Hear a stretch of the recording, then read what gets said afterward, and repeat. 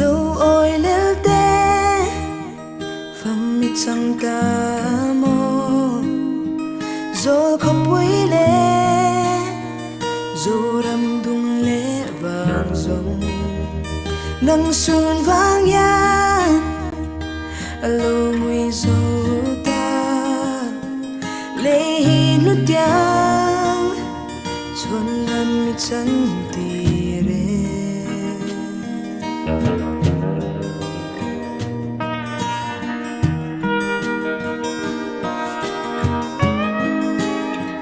Pyara ram môi Thình ni ma lang e Hill big lâu la I chen zo fa leng te I zai tua ren Ngai ning lo tu te Loài thình nu rin Au lain bang lo che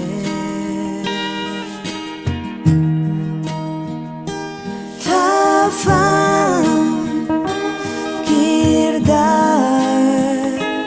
ri se Shing lama lo kirle la Zoawi Lelte kan ngai thia me mo Zoawi Lelte kan tuar thia lo ani